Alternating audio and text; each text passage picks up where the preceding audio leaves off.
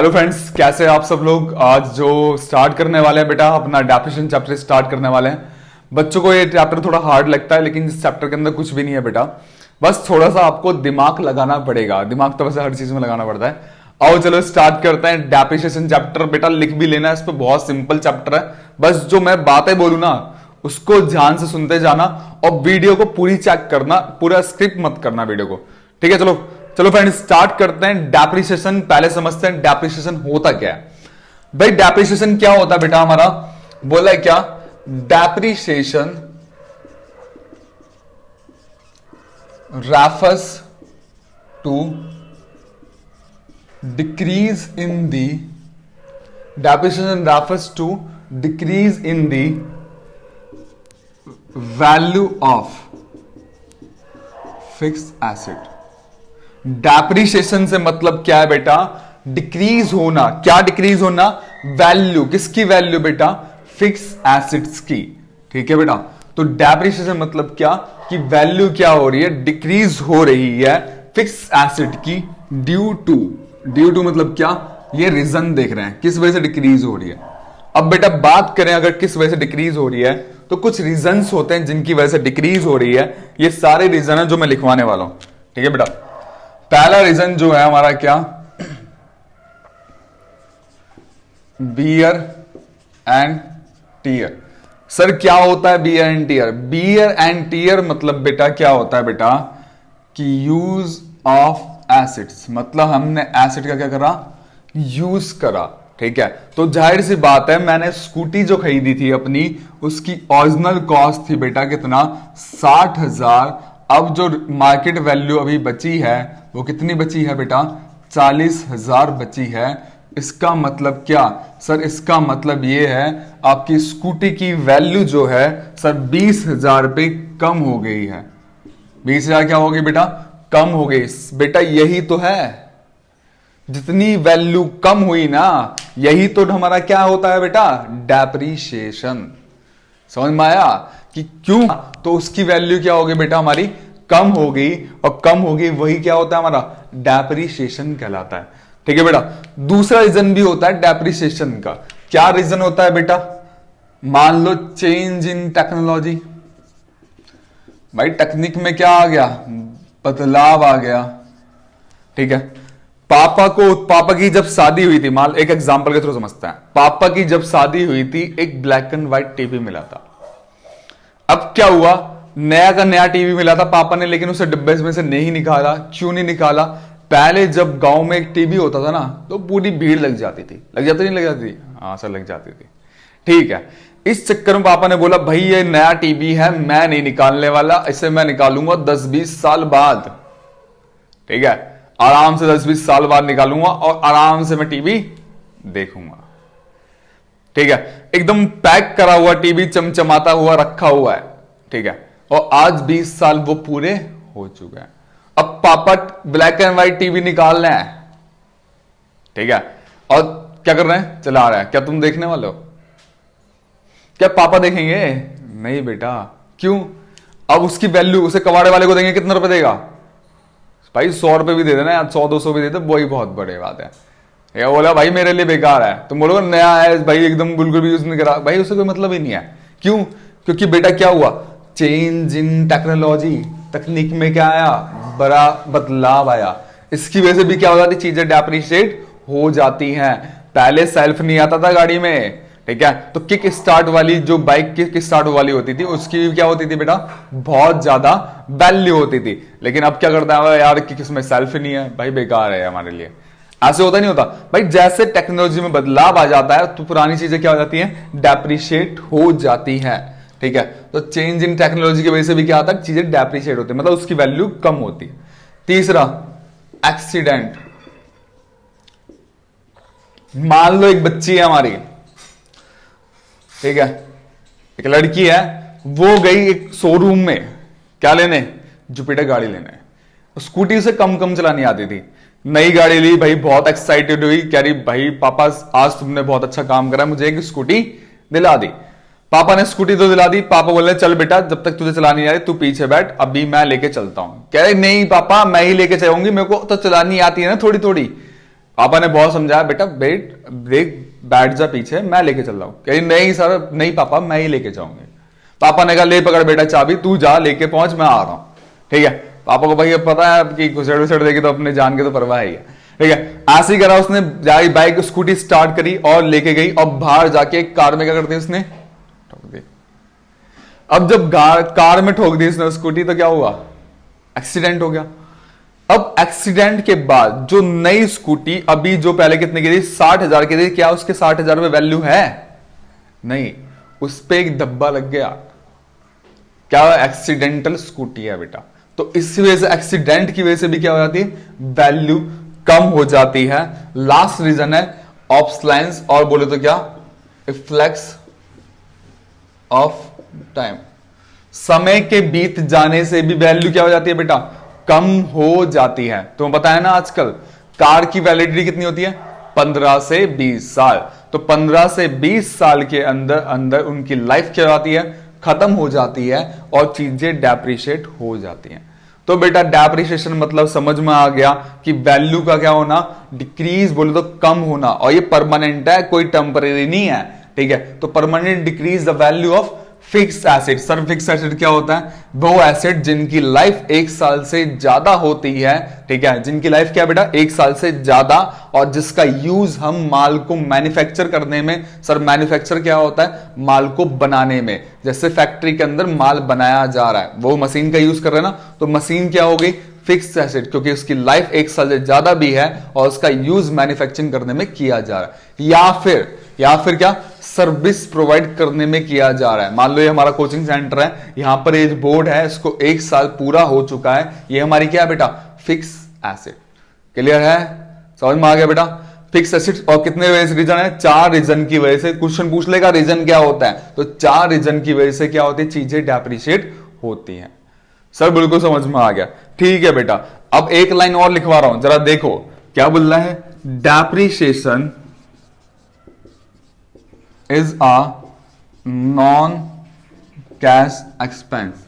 तो डेप्रिशिएशन जो होता है ना भाई, नॉन कैश एक्सपेंस है। सर इसका मतलब क्या, कि बेटा डेप्रिशिएशन के पैसे तुम्हें किसी को पे नहीं करने, ये अपने पास ही रखना है, क्या, संभाल कर। किस लिए सर, बेटा जब तुम ऑब्जेक्टिव पढ़ोगे ना, तो उसमें एक ऑब्जेक्टिव लिखा होगा, collect the fund for replacement of the asset. मतलब क्या, कि हमने पैसा कलेक्ट करा for the replacement of asset, acid को रिप्लेस करने के लिए। सर ऐसा क्यों कर रहे हैं बेटा, मान लो 10 साल बाद तुम्हारी एसिड की लाइफ खत्म हो गई, तो एकदम से 10-20 करोड़ इकट्ठे करने की आसान बात है, नहीं सर। ठीक है, तो वही चीज है, हम पहले से ही एक गुल्लक बना लेते हैं, थोड़ा थोड़ा पैसा डालते रहते हैं हर महीने का या हर साल का हम यहाँ पर हर साल का पढ़े हैं। ठीक है, हर साल का डालते रहते हैं, ताकि हमारे पास एक पैसा एक्युमुलेट हो जाए, कलेक्ट हो जाए, रिप्लेसमेंट करने के लिए। किसको रिप्लेस करने के लिए, एसिड को रिप्लेसमेंट करने के लिए।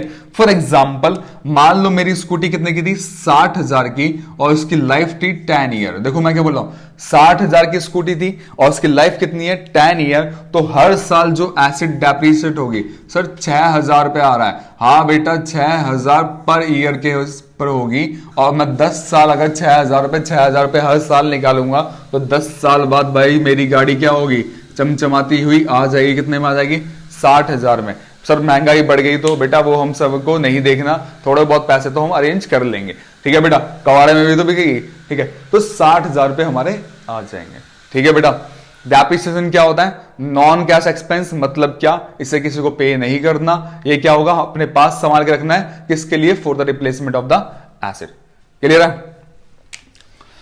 सर। अगर डेप्रिसिएशन चार्ज ना करे तो बेटा उसके लिए ये है, डेप्रिसिएशन विल चार्ज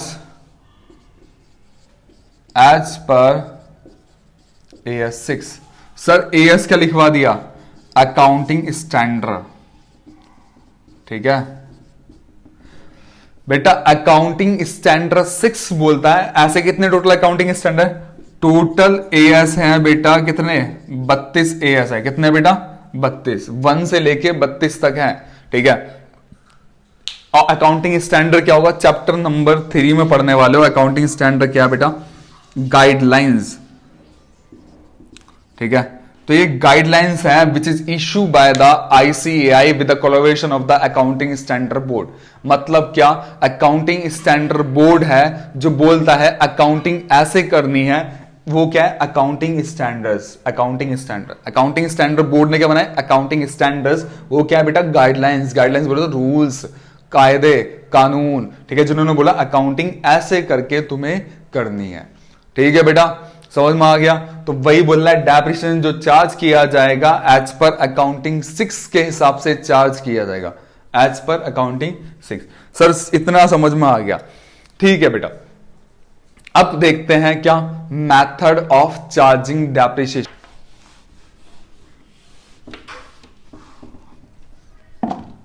अब बात कर रहे हैं बेटा मेथड ऑफ चार्जिंग डेप्रिसिएशन। ठीक है, तो कौन कौन से मेथड होते हैं चार्जिंग डेप्रिसिएशन के।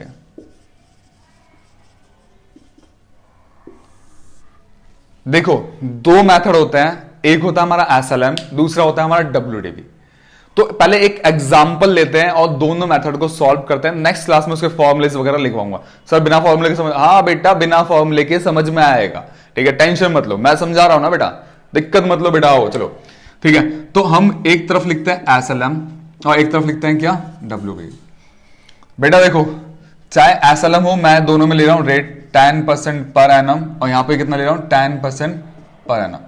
ठीक है सर, दोनों में सेम क्यों लिया, क्योंकि बेटा तुम समझ पाओ, कंपैरेटिव स्टडी कर पाओ कि एसएलएम मेथड में क्या है और डब्ल्यूडीबी मेथड में क्या है। सर फुल फॉर्म क्या होती है बेटा, स्ट्रेट लाइन मेथड। क्या होती है, स्ट्रेट लाइन मेथड। ये मैं लिखवाने वाला हूं, टेंशन मत लो बेटा, ठीक है। सर डब्ल्यूडीबी क्या होती है, रिटर्न डाउन वैल्यू मेथड। तो रिटर्न डाउन वैल्यू, ठीक है। तो बेटा दो मेथड, एसएलएम मेथड और डब्ल्यूडीबी मेथड, ठीक है बेटा, ठीक है सर। अब दोनों तरफ मैंने क्या ले ली, कॉस्ट ले ली। कॉस्ट सर क्या होता है, सर कॉस्ट मतलब होता है कीमत। इस मशीन की कीमत दोनों जगह मैंने कितनी ली है, 10,000। सर दोनों तरफ बराबर दोबारा से क्यों ली, बेटा बस समझा है ना आपको कि किस लिए लेना बराबर, ताकि तुम समझ पाओ कि दोनों मेथड में फर्क क्या है। ठीक है बेटा, अब मान लो ईयर फर्स्ट का बिगिनिंग चल रहा है। बिगिनिंग क्यों लिया सर, क्योंकि बेटा तुम्हें पता है ईयर स्टार्ट होते हैं, कब स्टार्ट होंगे, 1 अप्रैल में। 1 अप्रैल क्या है, बिगिनिंग है, और 31 मार्च को क्लोज किए जाते हैं। ये क्या हमारा एंड, ठीक है। 12 महीने का अकाउंट होता है, इसे बोलते हैं फाइनेंशियल ईयर, ठीक है। तो ईयर फर्स्ट का, भाई जाहिर सी बात है ईयर 4 पे थोड़ी ना पहुंच जाओगे डायरेक्ट। ईयर फर्स्ट का बिगिनिंग चल रहा है, तुम्हारे पास एक एसेट आई कितने की है, जिसकी वैल्यू 10,000 रुपए। एक मशीन आई जिसकी वैल्यू कितनी है, 10,000। अब उसे तुम्हें डेप्रिसिएशन चार्ज करना, तो भाई तुमने लगाया माइनस डेप, 10% निकाला, कितना आया सर, 1000 आया, कितना बचा बेटा, 9,000 रुपए। सर ये क्या बचा बेटा, कॉस्ट बची आफ्टर डेप्रिसिएशन। जैसे मैंने निकाली थी अपनी स्कूटी की, 60,000 माइनस 20,000 डेप्रिसिएशन कितनी बची, 40,000 रुपए कॉस्ट बची। तो सेम चीज 10,000 माइनस 1,000 कितनी बची, 9,000 रुपए। अब दोबारा से क्या करूंगा, ये कौन सा चल रहा है बेटा, ईयर 2 के बिगिनिंग में बचेगी, क्योंकि एंड हो गया, ठीक है। तो ईयर 2 के बिगिनिंग में क्या करा हमने, दोबारा से डेप्रिसिएशन क्या करा हमने, माइनस करा, कितना माइनस करा, 1,000।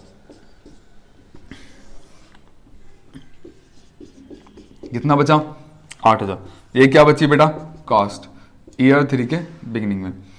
माइनस करेंगे डेप, दोबारा से कितना लगेगा, 1,000। फिर कितनी बची वैल्यू सर, 7,000 रुपए, एक कॉस्ट बच गई। तो 3 साल तक देखो, 3 साल सर देखो बेटा, 3 साल तक सॉल्व करके दिखा रहा हूं। चौथे साल में भी क्या होगा, डेप्रिसिएशन कितना माइनस होगा, 1,000। 5वें साल में कितना होगा, 1,000। 6 साल में कितना होगा, 1,000। यहां पर जो लाइन है वो कैसी चलती जा रही है बेटा, लाइन चलती जा रही है स्ट्रेट। देखो स्ट्रेट लाइन दिख रही है, 1,000 1,000 1,000 और 1,000। यहां पे वैल्यू क्या होगी, 10 साल बाद क्या हो जाएगी, 0 हो जाएगी। क्यों, करके देख लेना बेटा, ठीक है। तो क्या होगा, 10,000 की वैल्यू, एक बार डेप्रिसिएशन निकालनी है 10%, तो हर बार कितना लगेगा, 10% लग रहा है। किसके अंदर लग रहा है सर, एसएलएम मेथड के अंदर, ठीक है। समझ में आ गया भाई, एसएलएम में बस एक बार मेथड डेप्रिसिएशन निकालने की जरूरत है, बाकी कोई ईयर में डेप्रिसिएशन निकालने की जरूरत नहीं पड़ेगी, ठीक है। अगर कुछ नहीं, मतलब हर जगह कितना रहेगा, 1,000 हो गया। समझ में आ गया, ठीक है। सर डब्ल्यूडीबी समझते हैं, डब्ल्यूडीबी में क्या होगा, 10% माइनस करो, कितना आया सर, 1,000। कितनी बची वैल्यू, 9,000 रुपए। दोबारा से कितना माइनस कर दूं सर? 1,000। बेटा दोबारा से 1,000 माइनस कर दिया तो इसमें और इसमें फर्क क्या रह जाएगा? अब जरा समझो, WDV मेथड में जो वैल्यू बची है ना, कितनी बची है? 9,000 रुपए। उस पे ही हम डेप्रिसिएशन लगाएंगे। 9,000 का 10% कितना होता है सर? 900। अब कितना बचा? 8,100 रुपए। अब ईयर 3 में कितनी वैल्यू बची है? 8,100 रुपए। अब उस पे डेप्रिसिएशन लगाएंगे, कितना आएगा? 810 रुपए। ठीक है, अब कितना बचेगा बेटा? 7,290 बचेगा शायद।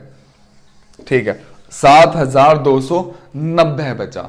ठीक है बेटा, समझ रहे हो दोनों मेथड में फर्क, SLM और WDV में क्या हो रहा है बेटा? अब कितने पे डेप्रिसिएशन लगेगा? 7,290। फिर उस पर कितना पे लगेगा? जो माइनस करके आएगा। देखो, return down value, return down मतलब क्या? जो माइनस करके वैल्यू आई है, रिटर्न डाउन वैल्यू बची है, उस पे हम डेप्रिसिएशन लगाने वाले हैं। ठीक है, आई होप आपको समझ में आ गया होगा डेप्रिसिएशन क्या होता है और कितने मेथड होते हैं डेप्रिसिएशन के। इस मेथड्स के बारे में नेक्स्ट क्लास में हम देखने वाले हैं और लिखने वाले हैं। अभी जस्ट मैंने एक एग्जांपल के थ्रू बता दिया कि SLM मेथड क्या है और WDV मेथड क्या है। ठीक है फ्रेंड्स, तो चलो नेक्स्ट क्लास में मिलते हैं और वीडियो को शेयर करना और लाइक करना मत भूला करो बेटा, और अगर चैनल पर नए हो तो सब्सक्राइब जरूर करना। Thanks for watching this video.